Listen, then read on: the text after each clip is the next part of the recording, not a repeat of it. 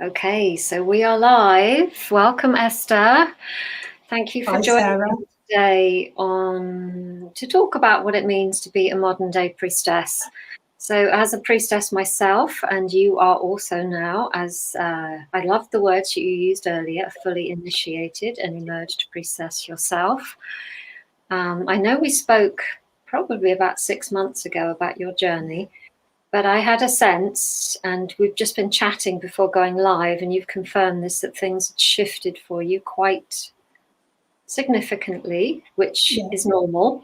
And I thought it'd be really nice to share that with everybody else. So you emerged from the priestess process, when was it? December, wasn't it? It was just before the solstice, wasn't it? Yeah, perfect timing. So you spent most of 2020 in the priestess cauldron. Yeah. Came out, emerged on around the 21st, which was absolutely perfect. We're now, this is around the end of March. So tell everybody how what's emerging for you as a priestess. How is your life changing? So what's emerging for me now? The process just starts beautifully, and there's various moments throughout where you kind of go, oh, you kind of start to feel everything within. But it's definitely since emerging that even more has started to happen now. I've got no choice now but to be sovereign to myself, to own my sovereignty. If I don't, I start to feel the effects of that. One of the things is the deeper connection with nature, the absolute need to help the planet at this stage of time. The planet needs priestesses. I know you say this, Sarah, and we can feel that more than ever. This sense of injustice for others and lies and dishonest behaviours and bad behaviours, can't tolerate it anymore, and I've got to speak out about it, and I've got to do what I can and where I can to try and do something about it. And even if it's to help others to see what's going on and what the truth really is. And it's also what it does to you inside. I'm still doing a job that I don't really like alongside my holistic work and priestess work as well. The push now to get out of that job is so strong. The powers that be are not allowing me to stay there much longer. I've got to move, and I know I've got to move. I've got to shift. Otherwise, things are going to be very, very uncomfortable. And part of what I do is to help women discover their inner spark and bring that empowerment within them again, so they can step out and be who they want to be. But there's other aspects that I know I need to bring through now as well. There's some more work coming, and that's starting to integrate through me now. I've had a week where I've had to have quite a lot of downtime this week in between working. And I'm a mom as well, and I've got school runs to do, so very much a modern day priestess. I don't run around the woods in flowy dresses, which we were just talking about, which might have happened hundreds of years ago. That's not the reality of being a modern day priestess now. There's modern day life to go through as well, but bringing my spiritual side into that and my love of nature, it all blends together quite nicely, and it's finding time in life for all those aspects. Yeah, so you spoke earlier about how the priestess process and over time has helped you integrate everything that you've done before. And I'm starting to see myself, because we're about to start our 4th priestess process this spring, with the 3 that have been done that I've had the privilege to witness. But I'm seeing it as a theme, is that there's an integration that happens.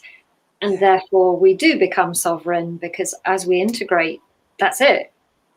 Job done. We've found ourselves again. So could you talk a little bit more, please, about that integration process and what that means on the sort of ground level? Yeah, the integration process. It is a process of time, and you have to kind of let everything digest. So all the work that you're doing throughout the stages of the priestess process, it's quite an intensive process, but a very, very beautiful one, and quite emotional as well. And obviously week by week we're working through different modules, and we're looking at different aspects of ourselves. The Shamanic Astrology, absolutely love that. That was probably one of my favourite parts, more to do with the flower essences as well. So each stage of that starts to drop in. And yeah, and you start to process, your mind and your body starts to process all of that, and your soul starts to process it. Then as you start to come out of the other side of the process, as the months go on, little things start to drop in. There's realizations, there's pushes. I think there's messages from nature, probably things just coming into your mind that perhaps you need to do, and it's all quite gentle. Well, sometimes it is, sometimes it isn't, depending on what needs to be done. But as that starts to come through, you really start to realise who you are and what you're here to do. And we've all got something that we're here to do. And mine's different from yours, and it's different from the other ladies on the course as well. Some of it may kind of blend together, but we're all here for a reason, and we need to find that reason. And this course helps you to do that. And it might not be till afterwards that you really start to realise exactly who you are. Yeah, I hear that. I hear you really owning that now, Esther, because I know one of our priestesses shared the other day that before she had, and again, this is completely normal, these things had been kind of like concepts in her head, and the priestess process had helped bring them into her body, which is what it means really to be a priestess, is to bring it through our own bodies. Yeah, and it does start to drop through you, and it becomes part of you. That's probably the best way I can describe it. It just becomes a part of who you are. Yeah. And how, in your own business, when you do the work that you love, and feel free to share with everybody a little bit about what that is, how is that work of yours now more embodied, perhaps? I think because I feel so much more empowered and I've been able to own who I am, it supports me in helping others to own who they are as well.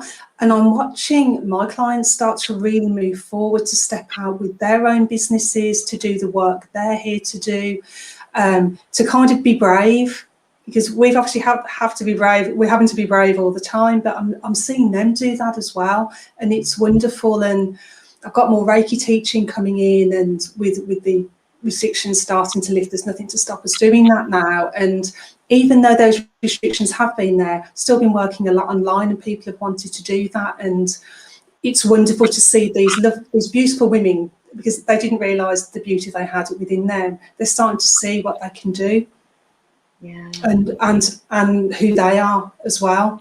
And it's just wonderful to see that, because I've walked that journey, and I've walked a lot of that journey with you, Sarah. And yeah, it's again, it's a process of time, but it's beautiful to see.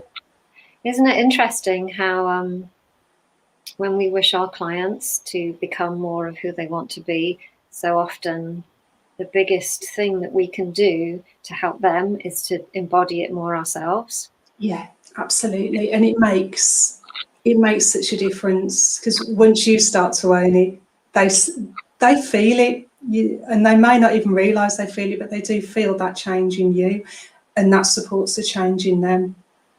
Yeah, and that's what our work's about. Yeah, that transition. Yeah, that's beautiful. You mentioned as well the priestess process had.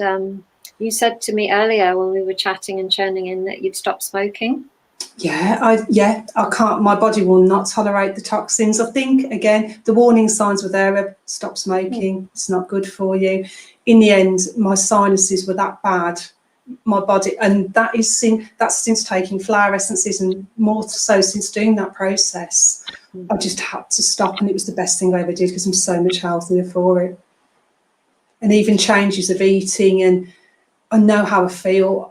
I realise more how my body feels now as well, when I'm not looking after myself properly, when I'm not eating well enough, or perhaps I'm not drinking enough water. I can feel how sluggish I get, and perhaps I didn't feel into my body enough before, but this has also encouraged me to do that. Yeah. Well, it's beautiful. I know you hold your own circles as well now as well, don't you? I do, yes. I hold my own goddess circles, and again, that's kind of come out of the other side of doing the priestess work as well. And I love those. They're just amazing. We always have them around new moon. So yeah, beautiful circles of beautiful women. Which is how it used to be, and it's as women we have great pleasure and great joy even in just gathering at those portals. So it's part of, Yeah. it's part of the priestessing. Yeah, and it's so healing, and just to be together, and to see their empowerment, and to see how they again move forward from being in the circles, and to see the bond that's come out of that circle now as well, and the friendships that have come out of it because of being together. And even though we haven't physically been together at all of this has taken place online. Yeah. But we will be able to meet soon, and it'll be amazing when we do. Absolutely. Yeah. Yeah. Well, thank you so much, Esther, for sharing again. Thank you, Sarah. Thank you for speaking to me today as well. It's been lovely. Yeah, the update has been different from what we spoke about before because you are further into the process. Yeah. So for anybody who'd like to find out about Esther, if you just check the information with this video, and you can find your way to her site and find out about what Esther does. So thank you from one priestess to another for sharing your journey and for giving everybody a little insight as to what the kind of journey a priestess takes and what it means when we come out the other side. So thank you very much, Esther. Thank you. Thank you. Bye-bye.